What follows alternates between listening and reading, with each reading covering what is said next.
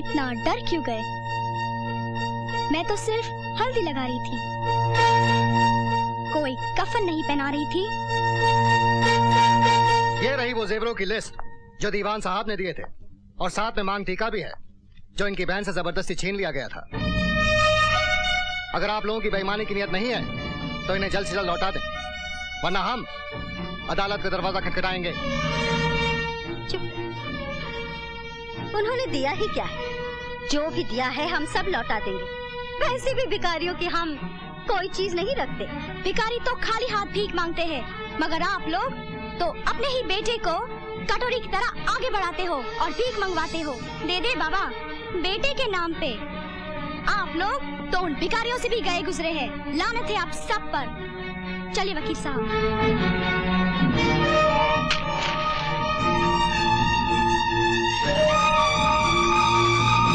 जाते जाते एक बात सुन लो, आज तुम्हारे बाप के मर्डर केस की तारीख है।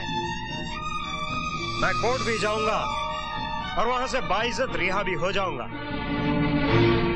आगे के लिए इतना याद रखना, अगर तुम बहनों ने ज्यादा हाथ पैर बाहर निकाले तो दीवान साहब की तरह तुम दोनों को भी खून से नहलाकर दुल्हन बना दूंगा। ये द्वार पे खड़े हैं और इन्हें हमने द्वार छिकाई नहीं दी, इसलिए इतना नाराज हो रहे हैं। लीजिए द्वार छिकाई।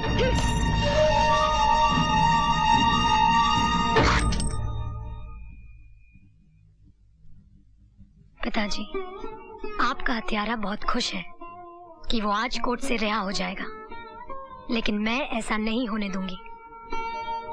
उसने सेल्फ डिफेंस के कानून का सहारा लिया है, मैं भी उसी कानून का सहारा लूंगी, ताकि सांप भी मर जाए और लाठी भी ना टूटे।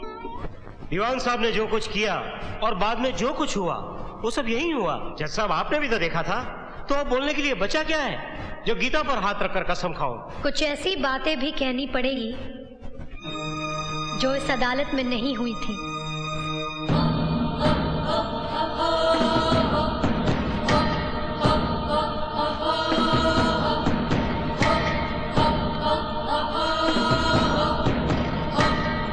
हम ठहरे गरीब लोग, हमारे पास न तो दहेज देने के लिए रुपए हैं और न ही वकील की फीस के लिए, इसलिए मैं खुद ही इस केस की पैरवी कर रही हूँ।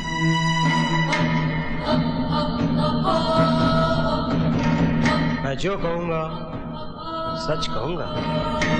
मिस्टर अंकुश, आपको एक वादा करना पड़ेगा कि मैं आपसे जो कुछ भी पूछूंगी आप उसका जवाब बहुत ही शांति से दीजिएगा। शांति से ही जवाब दूंगा। भड़क मत जाइएगा। जी हरगिज नहीं। सुना है आपकी माँ वेश्या थी। मुंह संभाल के बात कर। आपकी माँ वेश्या थी या नहीं? खबरदार मेरी माँ के बारे में कुछ भी बोला तो साली कमीनी। योर ऑनर, मेरे इतना समझाने के बावजूद कि शांति से जवाब दीजिए, जब मैंने इनसे ये कहा कि इनकी माँ वेश्या थी, जो एक सच है, तो ये भड़क उठे। तो बताइए योर ऑनर, मेरे पिता दीवान साहब को उस वक्त गुस्सा क्यों नहीं आता जब उनको वेश्या का बाप कहा जा रहा था, वो भी इस भरी अदालत में, चीख चीख कर सबके सामने। मिस्टर अंकुश, आप रिवॉल्वर अपने पास हमेशा रखते हैं या नहीं? हाँ। योर ऑनर, रिवॉल्वर हमेशा अपने पास अक्सर वो लोग रखा करते हैं जिनके पास बहुत सारी दौलत होती है या शोहरत। दौलत तो आपके पास है नहीं, क्योंकि चरस पीने के लिए पैसे भी आपको ससुराल वालों से भीख में मांगने पड़ते हैं। अब रही शोहरत की बात, तो इतना मैं दावे के साथ कह सकती हूँ कि आधी रात के बाद गली के आवारा कुत्ते आप पर भौंकते जरूर होंगे। आपके पास न तो दौलत है न शोहरत, फिर अपने पास रिवॉल्वर रखने की वजह क्या है? वजह यह है कि आप एक घटिया किस्म के इंसान हैं।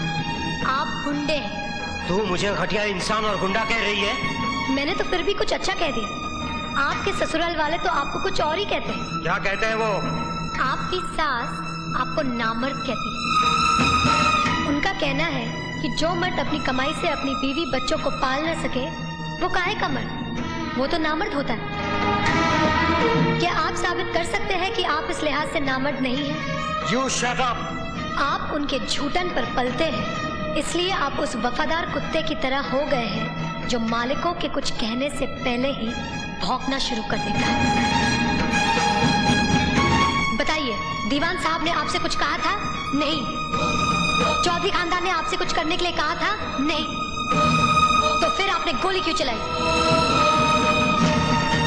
योर ऑनर, जो अपनी जिंदगी अपनी खुशी से झूठन और उतरन के सहारे गुजारता हो, वो हर रात बिकने वाली उन बाजारू औरतों से भी ज्यादा गंदा और घिनौना होता है। बहुत बोली, अब आगे बोली ना तो। बस रहने दीजिए, मुझे मत डराइए। मुझे मालूम है कि दुनिया में ऐसी कोई दवा नहीं बनी है जो आप जैसे नामर्द को मर्द बना सके। हरामजादी, मैं तुझे। ये अदालत है, यहाँ किसी को धमकी देना अदालत की मर्यादा के खिलाफ। अदालत की मर्यादा की ऐसी की तैसी, तेरी तो।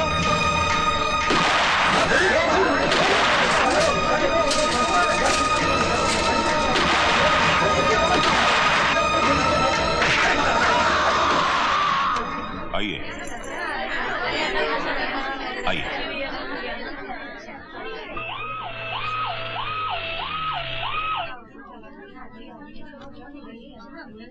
निरंजन चौधरी कौन है? मैं। आइए मेरे साथ।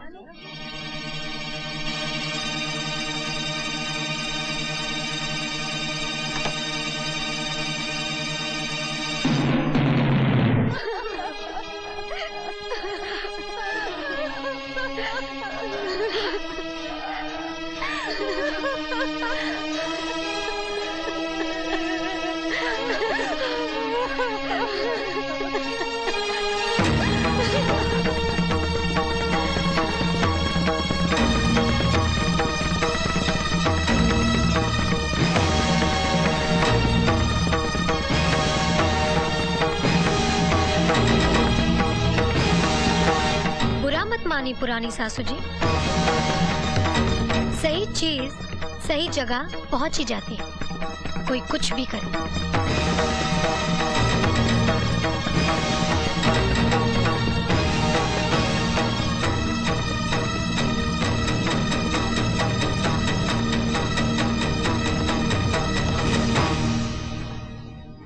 तो और ये कमीना बनने में कैसा नमक हराम निकला, जाके पूजा से मिल गए। आज कोई काम करने वाली भी नहीं आई मरने के लिए। अरे नहीं आई तो क्या हुआ, हम कोई लंगड़े लूले थोड़ी है। कल्पिता, क्या तू ही वो बर्तन धो डाल।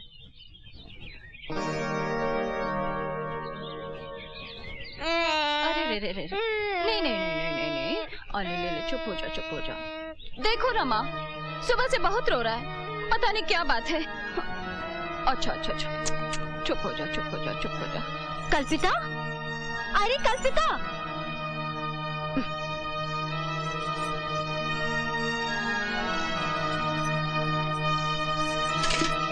बाल्टी भी खा।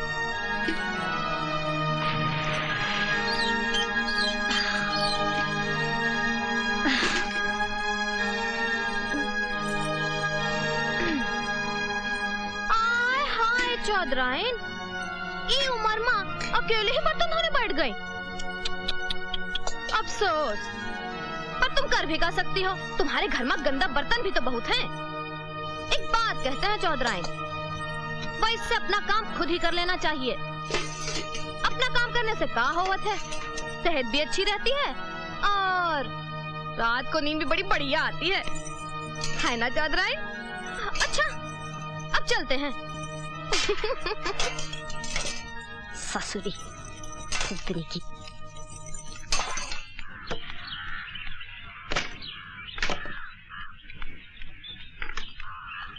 पिताजी। बोल। पिताजी, मैं ससुराल जाना चाहती हूँ। अकल देर से आई, जा जल्दी जा। पर खाली हाथ कैसे जाऊँ? अरे भीख मांगती जा। क्या मतलब?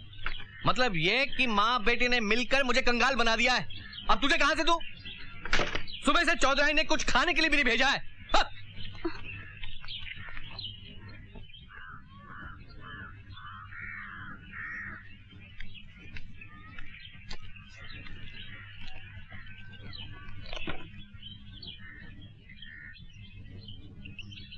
ये लो सेठ जी खीर।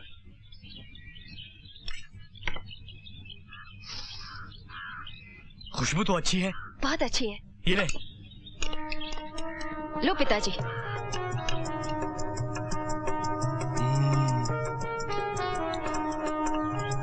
खीर तो बहुत अच्छी है।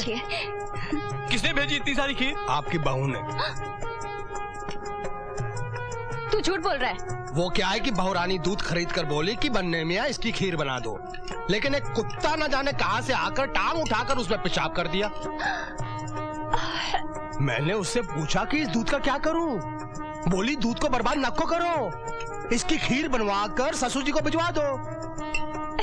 मुझे उसकी बात माननी पड़ी। क्या इसमें कुत्ते का पेशाब है? हाँ। ये क्या किया आपने? अब क्या हुआ? इस हांडी में मेरी छोटी साली पेशाब करती थी। क्या? निकल जा मेरी दुकान से। हट हट हट। चौधराइन, चौधराइन, चौधराइन।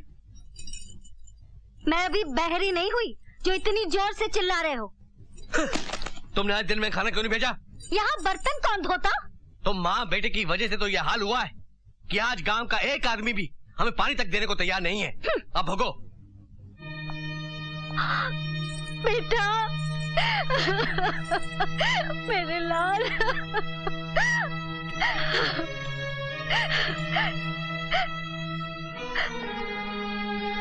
तू यहाँ नहीं था ना? क्या बताऊं, ये पूजा ने गांव वालों के साथ मिलकर हमें कितना सताया। चुप रहो। नहीं, मैं चुप नहीं रहूंगी। मैं तुम्हारी तरह थोड़ी हूँ कि कुत्ते के पेशाब वाला खीर मजे से खा गए और चुप रह गए। और ये कौन से तीर्थ यात्रा से आया है? जेल से आ रहा है। अरे तो इसमें मेरे बेटे का क्या दोष है? जो भी हुआ सब इसी के कर्मों का फल है। बाबूजी, दूसरे की बहन पर ना तो जुल्म करता और ना भगवान तेरी बहन को विधवा बनाता। बाबूजी, तूने एक बाप होकर बच्चे को पेट के अंदर ही मार दिया था।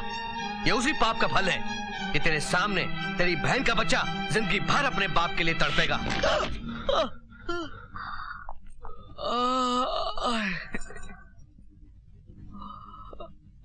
जवानी में थोड़ा गुस्सा तो आ ही जाता है। मैं तो पहले ही कह रही थी चुप रहो चुप रहो। ये तुमने कब कहा था? ठीक है, नहीं कहा था तो आपको तो चुप रहना चाहिए था। उठो उठो, काम ही ऐसा करते हो कि कुत्ता भी मुंह चाट ले। बाबूजी, बाप के साथ बड़ी हमदर्दी जता रही है। दिन में जब खाना पकाने और बर्तन धोने के लिए मैं तुझे ढूंढ रही थी, उस वक्त कहाँ गई थी मटर गश्ती करने? माँ, मैं मुन्ने को दूध पिला रही थी। झूठ बोलती है तू तो शुरू से ही कामचोर है। अब तक घर के कामों में तुम्हारा हाथ कौन बटाती रही? तू बटाती रही? चुप हो जा चौधराइन। अरे ये क्या मेरा हाथ बटाएगी? शादी के बाद ये बोझ बनी रही मुझ पर। यहाँ पड़ी पड़ी खटमल की तरह खून चूसती रहती है और क्या करती है? माँ, तुम ये भूल गई कि मेरे पति ने इस घर के लिए अपनी बलि चढ़ा दी है। अरे उस एहसान के बदले तुम लोगों को उनकी तस्वीर पर रोज माला चढ़ानी चाहिए। माला डालनी चाहिए। एक नंबर का चरसी और बदमाश था वो। मामा क्या कह रही है? सुअर की अगर बलि चढ़ जाए तो क्या उसकी गिनती हिरन में होने लगेगी? सुअर तो सुअर ही कहलाएगा। माँ, मैंने तुमको चुप रहने को कहा भी था। मेरी कौन सुनता है? काम ही ऐसा करती हो कि कुत्ता भी मुंह चाट ले।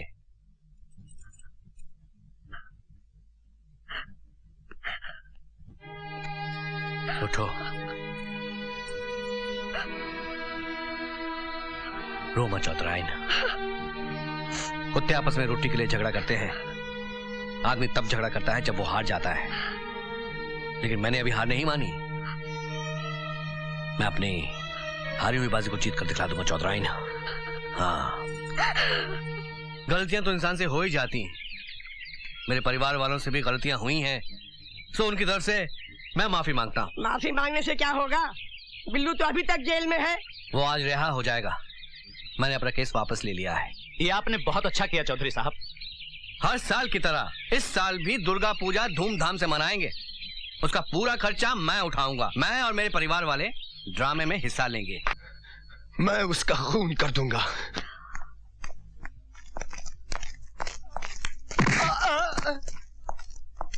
इंस्पेक्टर साहब, कोई खास बात नहीं है। लगता है मेरी बेटी भूत से डर गई है। हाँ। आप चलिए, मैं बाद में मिलने आऊंगा। आइएगा जरूर। जी जी, चलो। भूत वूत का तो एक बहाना है। मुझे तो पूरा शक है कि उसकी इज्जत पर किसी ने हाथ डाला है। तू थी वहाँ? तूने कुछ देखा क्या? जब नहीं देखा तो कैसे बोल दिया कि उसकी इज्जत पर हाथ डाला गया? खबरदार, जो ऐसी बात अपनी जबान से निकाली तो मुखिया की बीवी होगी तो अपने घर में मैं तेरी जबान खींच लूंगी। हाँ बिल्कुल ठीक कहा चौधराइन तुमने। अरे मौसी, जब तू वहाँ थी ही नहीं तो तुझे कैसे पता चला कि उसकी इज्जत चली गई? हाँ, बहुत गलत बात करते हो तुम लोग। लेकिन चौधराइन, जब तुहार बहू वो आदमी का घर में गई थी तब तुम भी तो वहाँ नहीं थी। फिर तुमको कैसे पता चला कि उसकी इज्जत चली गई? चौधराइन, ये बात ठीक नहीं है। अपनी औलाद के किए पर तो मखमल का पर्दा, और दूसरे की औलाद अगर हीरा भी है तो उसे बेकार कचरा कहकर पूरे गांव में, दुनिया में ढंढोरा पीटना।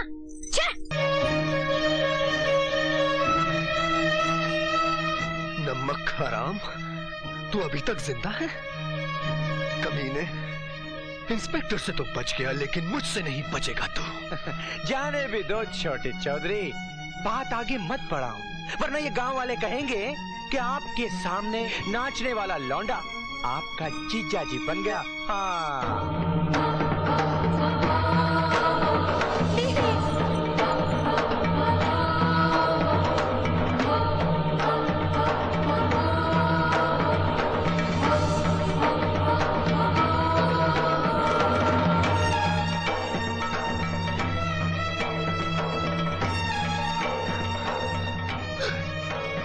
ये क्या पूछा दीदी? जिंदगी लूटने वाले से ज्यादा कमीना इज्जत लूटने वाला होता है। निरंजन बाबू, किसी ने आपकी बहन की इज्जत लूटी तो उसके लिए मौत की सजा, जबकि आप खुद दूसरे की बहन की इज्जत को इज्जत नहीं समझते। क्या आपके लिए भी मौत की सजा नहीं होनी चाहिए? नहीं नहीं, ऐसा मत करो। मैं तुम्हारे आगे हाथ जोड़ती हूँ, मेरे बेटे को माफ कर दो। निरंजन का दोष सिर्फ इतना ही है कि मेरी हर बात मानता रहा। तुम्हें जो सजा देनी है मुझे दो, मैं तुम्हारे पाँव पड़ती हूँ, इसे छोड़ दो। मैं तुम्हारे आगे हाथ जोड़ती हूँ, मेरे बेटे को माफ कर दो।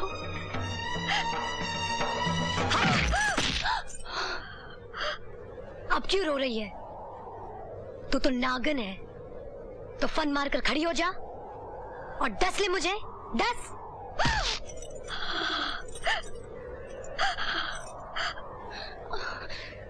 छोड़ दे मेरी माँ को।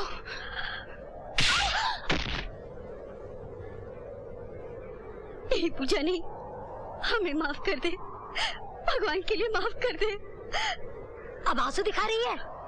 जब मुझे चिता पर लेटाकर तेल छिड़का जा रहा था, जब मेरी बहन को रखेल बनाने की बात की जा रही थी, उस वक्त कहाँ गए थे ये आंसू? कहाँ गई थी तेरी ममता? गिरगिट की तरह रंग बदलने वाली औरत। खबरदार छोटे चौधरी, आज तुम लोगों का जुल्म हद से आगे बढ़ गया है, और जब जुल्म हद से आगे बढ़ जाता है तो ऊपर वाले का इंसाफ होके ही रहता है। तो ये मामला छोड़ दे ऊपर वाले पर, हमने जैसा किया है वही इंसाफ करेगा। ये भी तेरी एक चाल है नागन, लेकिन मुझे ऊपर वाले पर पूरा भरोसा है कि वो सही इंसाफ करेगा, और जरूर करेगा। ये ले चौधरायन, अगर दम है तो उठा रिवॉल्वर और गोली मार दे मुझे। नहीं नहीं,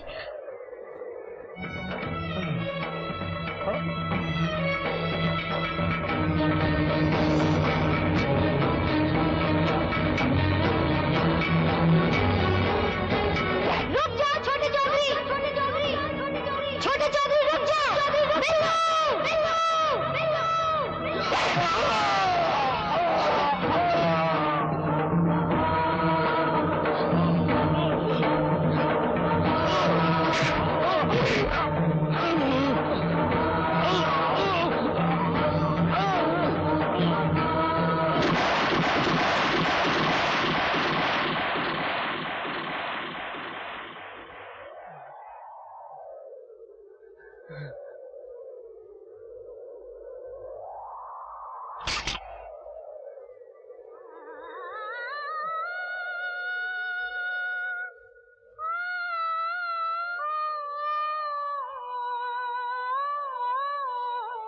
पति नाम पर हूँ कलंक में, समय ने ये बतलाया है। शादी एक